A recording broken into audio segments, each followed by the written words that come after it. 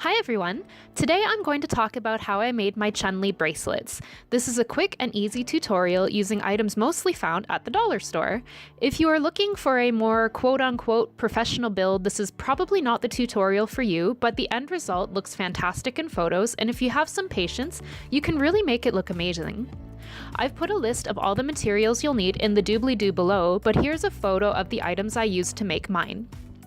I decided I wanted a sturdy core to make these bracelets, and when I was in the crafts section at the dollar store, I saw rolls of duct tape. I took my measuring tape and measured the length and width of the duct tape. Then I took my craft foam and traced those measurements onto the craft foam. Basically, it's a long rectangle. After that, I put my duct tape roll on the foam and traced around the outside edge as well.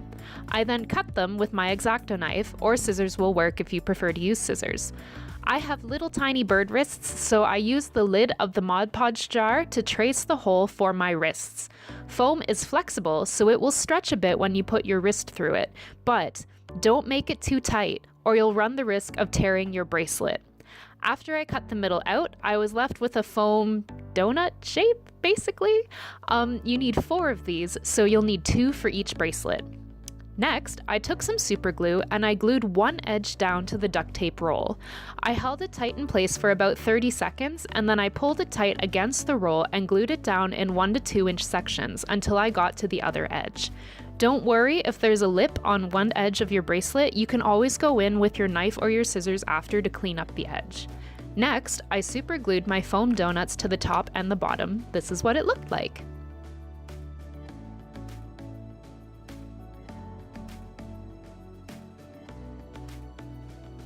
For the spikes, I made a diamond shape on a piece of cardstock to use as a pattern, and I traced 6 spikes out for each bracelet on my foam. I've seen art where there's 8 or 6 spikes. Just do whatever you think looks best. Next, I bent the edges of the diamond towards each other and glued them down together. Super glue didn't really work well for this. I'd actually recommend a steady hand and a hot glue gun. Just go slow and work in small lengths. After you get your diamonds glued into spikes, you'll notice they're not straight along the bottom. Just get your scissors or knife and round out the bottom edges. Next, using hot glue, I glued them onto my bracelet base. After your base is complete, coat it in Mod Podge. I avoided the middle area as you can see in the photo, that way the foam wouldn't be too stiff for my wrist to go through. I did 3 coats of Mod Podge for bracelet, making sure it was completely dry between coats. Next, paint! Using acrylic paints, I painted the base bracelet completely black. I then went over the spikes with a metallic silver paint.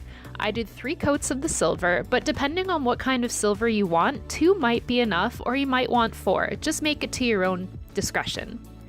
And that's it! Your quick and easy Chun Li bracelets are ready to wear.